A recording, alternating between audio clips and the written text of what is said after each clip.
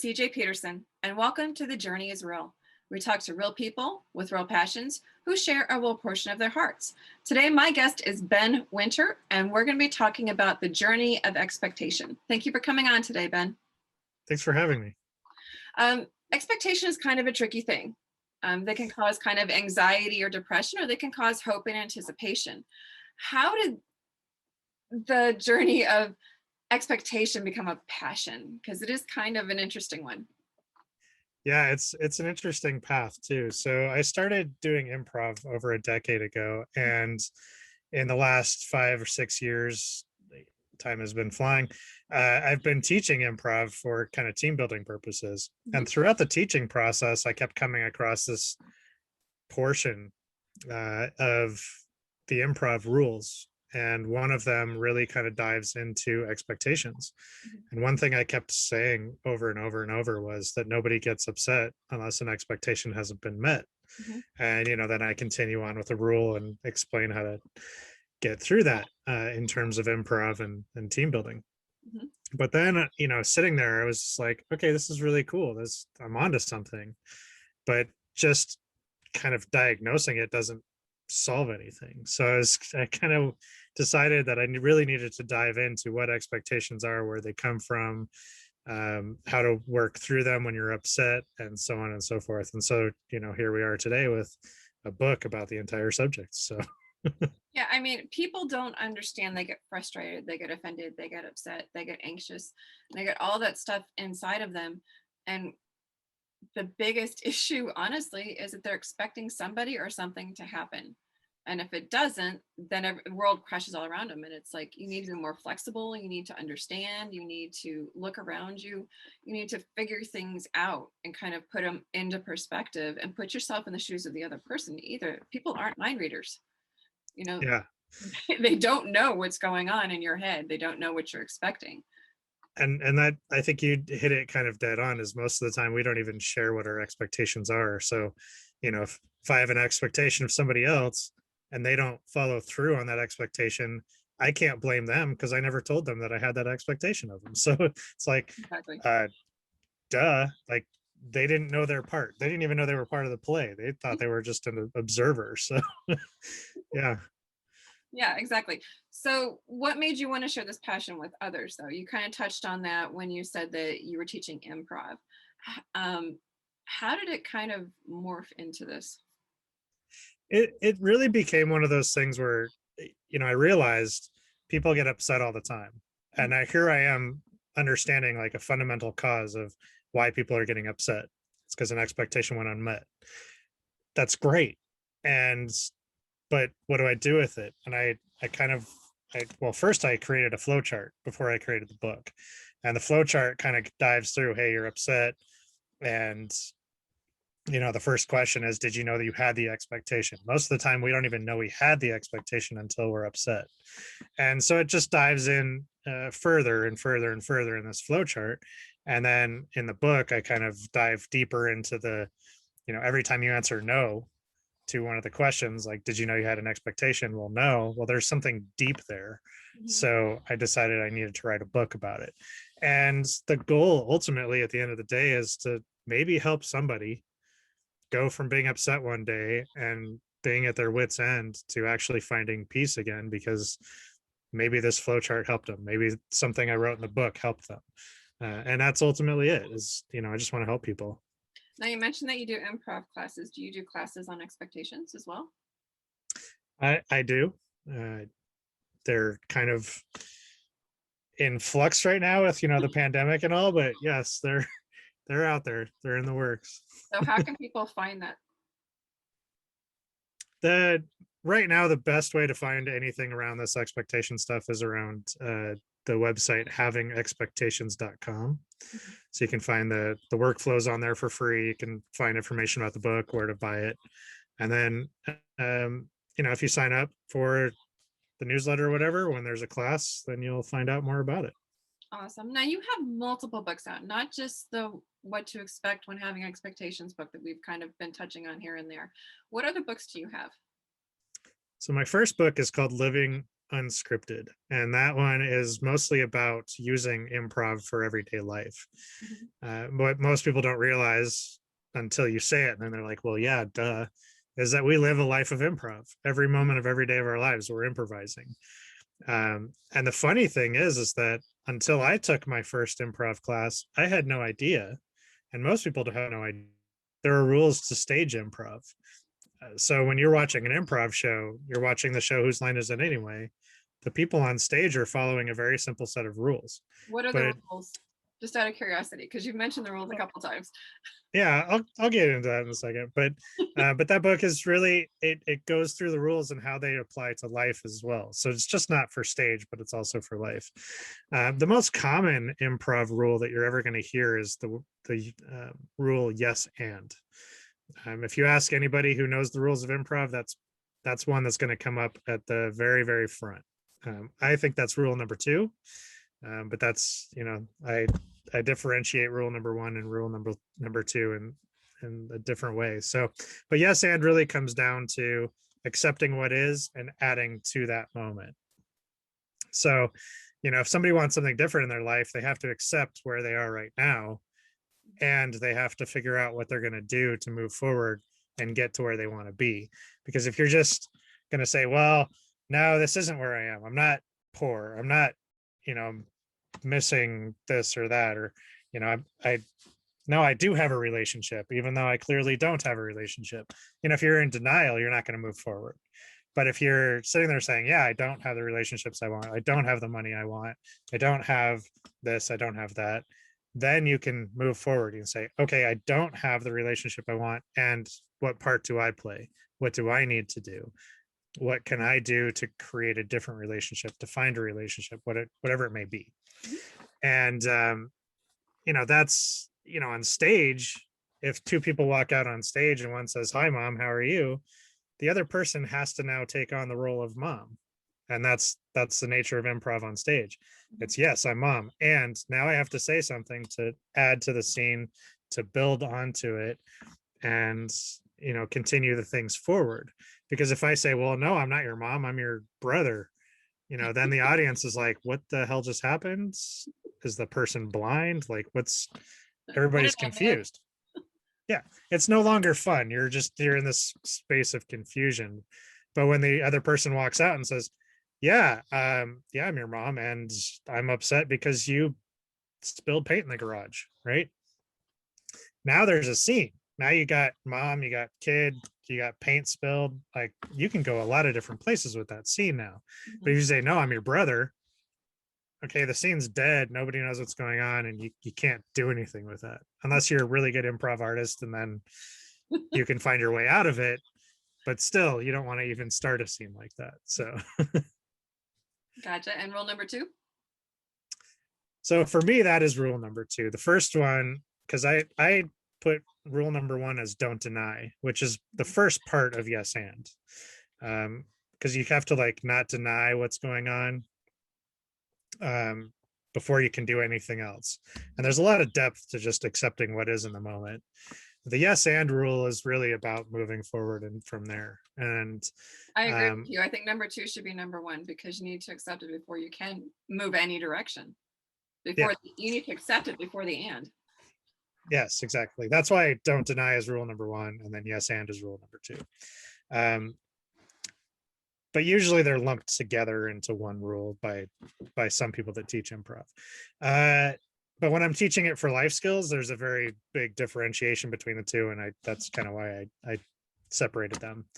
And the rule that really comes up with expectations is the be specific rule. A lot of times when you're on stage doing improv, you want to be specific to help lead the other actors where you want to go. Because if you're very vague and it's like, yeah, hi, how are you?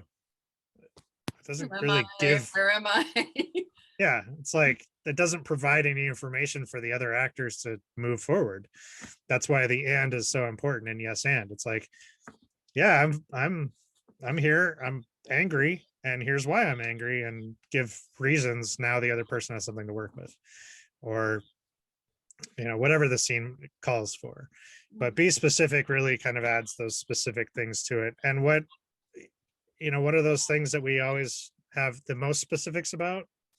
Like legalese, contracts, things that lawyers put together. They're so specific. Every word is used exactly as it was meant to My be eyes used. tend to glaze over when it comes to Right. contracts. I'm just like, oh, stop. Right, but that's expectations in action. That is Mhm, like, exactly what to expect. If you read every word, you mhm, would know exactly what to expect as a result of that contract. And so specifics in improv is just basically setting expectations. And so because it's improv and life is improv, mhm. you got to be specific when you're talking to somebody and saying, hey, I need you to do X, Y, and Z, or hey, I'm interested in you. Like, hey, Mhm. you know, you can't just, there are some guys that are so dense, you can't just put on a show and hope they'll pick up on it. You got to say, hey, I'm interested in you. It's like, oh, okay, cool. That sort of thing. I can go with that. Yeah. So that's one of the big rules is being specific. And that's where this expectations book really kind of came to fruition because of that rule itself. Gotcha. Are there any other rules we need to know about on the way through? Yeah, there's focus on the present and trust are the other two that I talk about in my book. Awesome. Can you Yeah, elaborate a little bit on both of those? Because I think that those are important as the other yeah, rules. And I sure. think that they have life applications in both. I did drama for a number of years, so I'm understanding where you're coming from, but not everybody listening has. So you need to spell it out for them. Fair enough. So focus on the present is very important in conversation. Mhm, A lot of times if we're sitting there on our phone, not looking at the other person talking, are we really engaged? Are we really understanding what they're saying? Do we see their body language? Do we get the meaning behind the words that they're sharing? Us doing this interview right now, mhm, if I was thinking about, well, as soon as this is done, I've got to go do that. I've got to put the laundry in the dryer. I've got, if I'm thinking about everything else, I'm not going to be able to respond to you mhm, effectively. I might miss what the question is. I might not understand where you're leading the conversation. mhm. And so when talking to somebody, anybody, group of people, you have to be focused on here and now. You have to be present. Otherwise, you're going to miss everything that makes that moment the beauty that it is. Yeah. I mean, there's gold nuggets in every conversation pretty much. You just got Yeah, to find them. exactly. And so focus, I think so Eckhart Tolle wrote The Power of Now, which is all about being present. Mhm. And so, by all means go read an entire book on that one. But Well, it's plus it shows value to the person and lets that person know that what they're saying is valuable to you and that they're important to you and that conversation exactly. is important. Yeah, that is absolutely one aspect for sure. And mostly it's just, if we take it back to the stage, if I walk out on stage, the other person says, hi, mom, and I'm not focused on there and now, I might miss that they said, mom. Mhm, And I might miss that I have to like now become mom. Like I may have come out with some completely different idea in my head.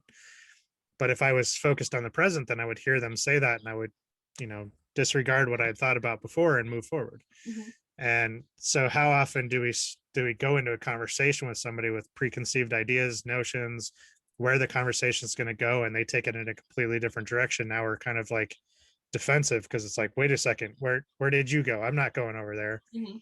But had you been paying attention, you'd be like, yeah, I'm going over there with you. Let's talk about it that way.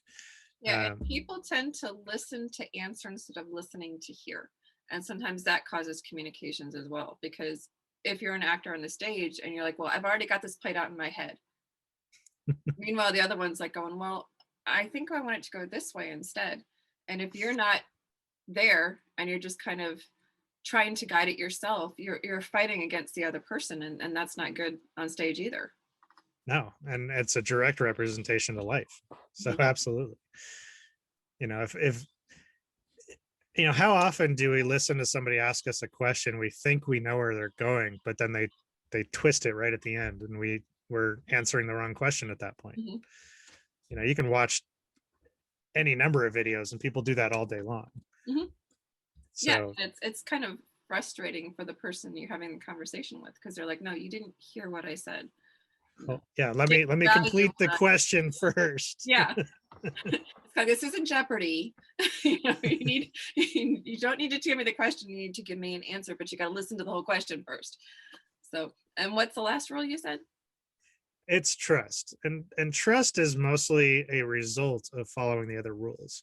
Mhm. Um, so, and a lot of times when I'm teaching it, people will often say like, well, if I'm the only one learning the rules of improv, where does trust come in? Well, it's trust of self at that point. You know, if you're on stage with a group of people and they all know the rules of improv, they've all been involved in improv, they understand it, it's very easy to get on stage and trust those people because they're on the same page. Mhm. And over time, you build that trust more and more and more because you see that, yes, they are in fact engaged in those rules. Yeah, and like I had a we were kind of accidentally broken into groups of two, and so I had a partner, and I trusted my partner, and I knew if one of us messed up, the other one could cover it up. It's like when you get to know the other partner really well, you can do that, and you can trust them of knowing that okay, they're not going to drop me and leave me and look at me and go, "What did you just say?" That's not in the lines. Yeah, exactly. And that's the beauty of being around people that understand the rules and have studied them, is because you know that if you fall flat, somebody's there to pick you up, Mhm. and vice versa. You know, I've done a fair number of plays in my time, and you know that's scripted, and you know what to expect as the play goes on. The funny thing is, if you run the same play 5 times, not a single one of them will be the same because something always happens. Mhm. And I really enjoy doing plays with people that have done improv because they know how to help each other out of that bind. Um, you know, I was in a play and somebody missed their cue and I thought it was me, so I jumped out when I thought I did. I skipped a page and a half of dialogue, Oops. and you know, we did the scene, and I went backstage and I was like, oh crap, we skipped somebody's like, you skipped a page and a half. I was like, all right, I got this, I can get us back, you know, just everybody follow my lead. So somebody else did their thing, I went back out, I got that page and a half of dialogue back into the play, came back, and I said, all right, now we're back where we're supposed to be. And That, it the audience had no idea. um but that's yeah, the beauty it's of it because they don't. They just go along with whatever the flow is in front of them. They don't know any different. yeah, and they hadn't seen this play before, so it worked out well. It's And kind even if they had, they'd be like, that was different tonight, why was that different tonight? It's like, well, we moved some scenes around, you know. I liked it. It was good. It went flowed different. It's kind of like that. That's kind of the same idea behind writing.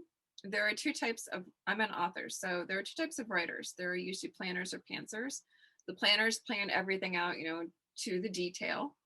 And then as pantsers, we sit down and we just write and go with the flow. And the characters, like a couple of my books, I had rewritten from their initial books, and the characters just took off with it and went elsewhere. And talk about improv 101, completely redoing with like 12 different characters in a completely different direction from when the book originally was.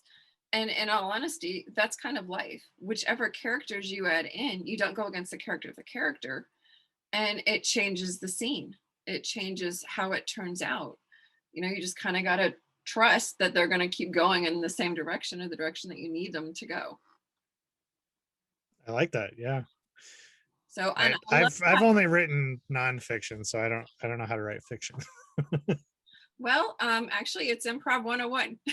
Fair enough. You have certain characters and you just take them in different directions.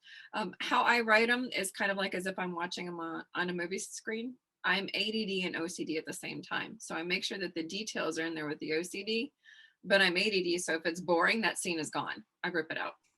So it's always full of action somewhere. But it's kind of the same guidelines and rules as improv.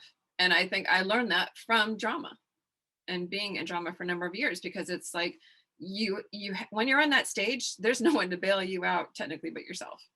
If you mess yourself up, you got to get yourself out of it. And I love how you've taken a lot of those rules and done life, you've flipped them to life applications, real life applications. And I love how you've done that, and it's a perfect fit. I mean, we are not living a scripted life. We're not living a, Hollywood movie. What comes in front of us is what we have to deal with. And we have to trust those around us to help us and us help them. It's not just one way, it's a two-way street and getting through where we need to get through. Exactly. And that's why I wrote that book is people don't need to learn improv to be up on stage. I kind of feel like they need to learn improv because that's how we live life. Mhm, And if you understand the rules of improv, your life just works that much easier.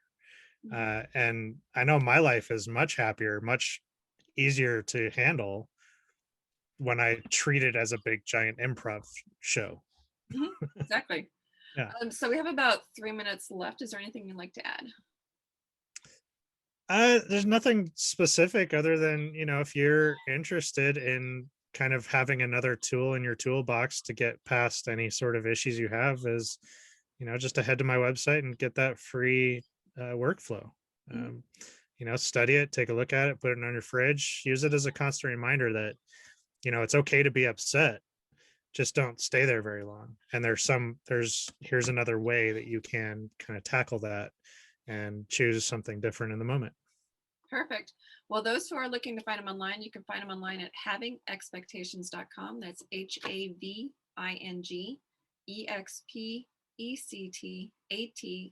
HAVINGEXPECTATIONS.com. And his name is Ben Winter. And thank you for coming on today, Ben. We appreciate you sharing your insight because it was kind of insightful. It was a really good life application. So I appreciate that. Absolutely. Thanks for having me. And thank you guys for listening to The Journey is Real, where we talk to real people with real passions who share of a portion of their hearts. I'm CJ Peterson of cjpetersonwrites.com. Until next time.